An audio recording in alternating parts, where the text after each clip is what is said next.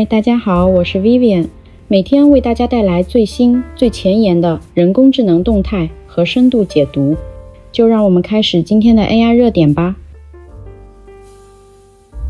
Anthropic 和 OpenAI 正在采取行动，影响 Windsurf 和 Granola 等 AI 应用。Anthropic 切断了 Windsurf 对其 Claude 3.6x 模型的访问权限，这可能是因为 OpenAI 有意收购 Windsurf。与此同时 ，OpenAI 推出了 ChatGPT 功能，与 Granola 的会议笔记服务形成竞争。这些行动凸显了 AI 模型提供商与依赖他们的应用之间的紧张关系，引发了人们对 AI 初创企业未来的担忧。这波操作太像巨头教你做人的剧本了。初创公司本来抱着 API 当救命稻草，结果巨头转身就背刺 Anthropic， 说断供就断供。OpenAI 直接下场抢生意。说白了，巨头既要赚模型的钱，又想占应用的坑。初创公司要是只依赖单一巨头，早晚被拿捏。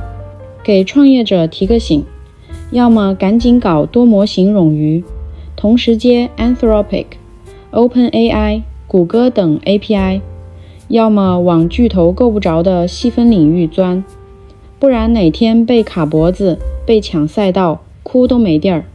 对行业来说，这轮博弈后 AI 创业的窗口期会更窄，抱大腿得留后手，独立创新才是出路。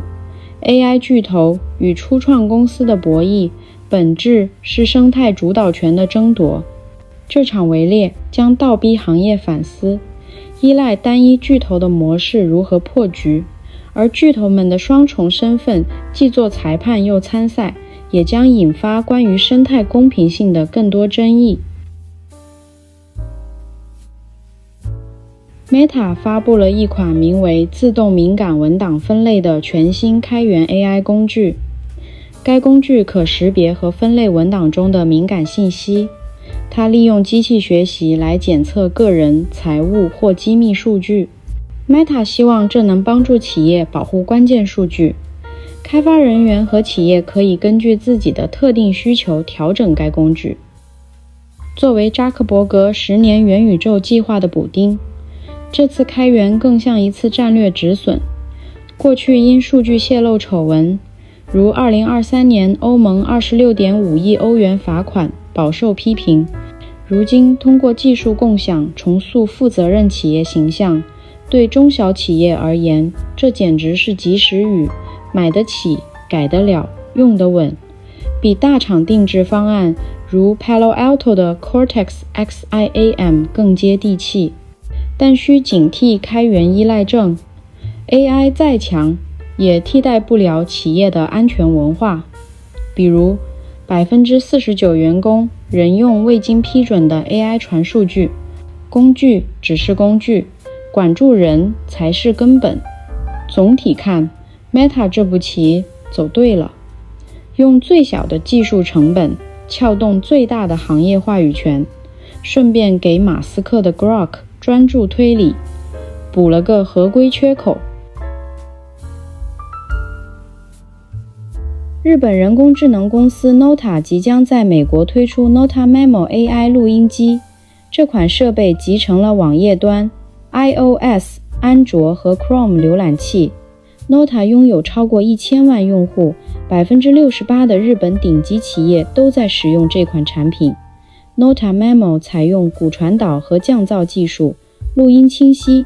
首席执行官 Ryan 表示，这是一个完整的人工智能语音生态系统。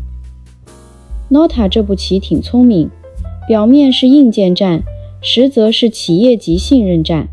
美国市场不缺转录工具，但敢把 SOC2、HIPAA 认证写进发布会的确实少见，尤其是日本企业的匠人式合规，比如68%日经225客户背书，对金融、医疗等敏感行业有致命吸引力。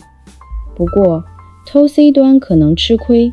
美国用户习惯 Otter 的免费录音加付费转写， Nota 的硬件门槛近300刀，需要强场景说服，但看创始人张岩的履历，从摩拜到日本市场的去中国化策略，他赌的是企业端口碑裂变，先用合规硬件打进企业采购清单，再通过生态绑定，比如 Zoom 和 Teams 原生集成，锁住用户。